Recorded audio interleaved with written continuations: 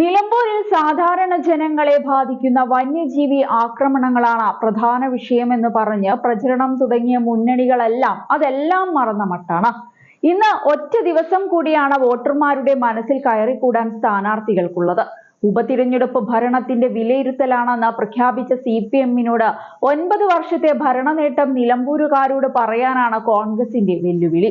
മണ്ഡലത്തിൽ റോഡ് ഷോയുമായി നിലയുറപ്പിക്കുന്ന അൻവറും വെല്ലുവിളി ഉയർത്തുന്നുണ്ട് മുന്നണികൾക്ക്. ക്ഷേമ പെൻഷൻ വിതരണം പ്രഖ്യാപിച്ചതും ആയുധമാക്കുന്നുണ്ട് പ്രതിപക്ഷം.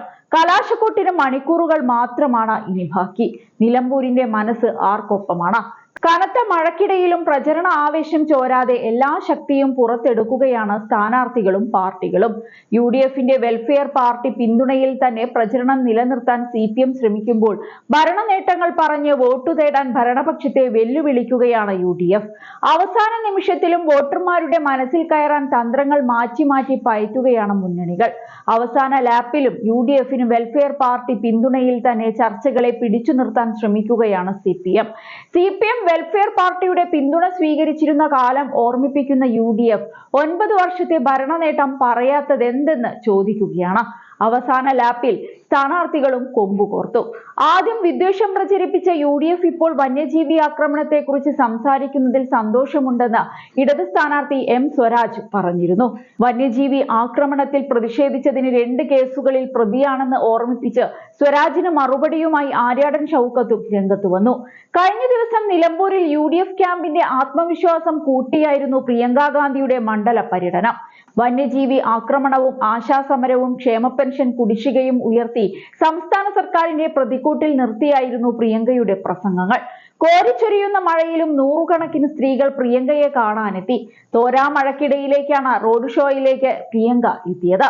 കുട ചൂടിയും റെയിൻകോട്ടിട്ടും മഴയെ തോൽപ്പിച്ച് ആളുകൾ ആവേശം കൂട്ടി. മഴയെക്കുറിച്ച് മലയാളത്തിൽ സംസാരിച്ച് പ്രിയങ്ക നിറഞ്ഞ കയ്യടിയിൽ പ്രസംഗം തുടങ്ങി. മണ്ഡലത്തിലെ പ്രധാന ചർച്ചാ വിഷയമായ വന്യജീവി ആക്രമണത്തിൽ സംസ്ഥാന സർക്കാരിനെ രൂക്ഷമായി വിമർശിച്ച പ്രിയങ്ക പഴയ നിയമത്തെ പഴിച്ച് രക്ഷപ്പെടാൻ നോക്കേണ്ടെന്നും പറഞ്ഞു. ആശാപ്രവർത്തകരെ ധീരവനിതകൾ എന്ന് വിശേഷിപ്പിച്ച അവർ ക്ഷേമ പെൻഷൻ രാഷ്ട്രീയവൽക്കരിക്കുകയാണോ എന്നും തുറന്നടിച്ചു. അതേസമയം നിലമ്പൂരിന്റെ വികസന പുരോഗതിക്കായി M. സ്വരാജിന്റെ വിജയം ഉറപ്പാക്കണമെന്നാണ് മുഖ്യമന്ത്രി പിണറായി വിജയന് പറയാനുള്ളത്. LDF സർക്കാർ കഴിഞ്ഞ കാലങ്ങളിൽ നടത്തിയ ക്ഷേമ വികസന പ്രവർത്തനങ്ങളോടുള്ള ജനങ്ങളുടെ ഐക്യം പ്രകടമാക്കുന്നതും ആവേശം പകരുന്നതുമാണ് ഇക്കാണുന്ന ഓരോ റാലിയും. ഈ പ്രവർത്തനങ്ങൾ കരുത്തോടെ തുടരുന്നതിനായി സ്വരാജിനെ വിജയിപ്പിക്കണമെന്നും മുഖ്യമന്ത്രി വ്യക്തമാക്കി. വർഗീയതയ്ക്കും നുണപ്രചരണങ്ങൾക്കും ഒപ്പമല്ല, മറിച്ച് നാടിന്റെ വികസനത്തിനും പുരോഗതിക്കും മതനിരപേക്ഷതയ്ക്കും വേണ്ടിയാണ് ജനങ്ങൾ നിലകൊള്ളുന്നത്. ആ യാഥാർത്ഥ്യത്തിന് അടിവരയിടുന്ന പിന്തുണയാണ് നിലമ്പൂരിൽ LDFന് ലഭിക്കുന്നത്. M. സ്വരാജിന്റെ വിജയത്തിനായി നിലമ്പൂർ മണ്ഡലത്തിലെ ജനങ്ങൾ ഒരുമിക്കുന്ന കാഴ്ചയാണ് നിലമ്പൂരിൽ ദൃശ്യമാകുന്നത്. M. സ്വരാജിന്റെ വിജയം ഉറപ്പിക്കാൻ ആവേശപൂർവ്വം എത്തിച്ചേരുന്ന ജനാവലി നിലമ്പൂർ LDFനൊപ്പമാണെന്ന ഉറച്ച പ്രഖ്യാപനമാണ്.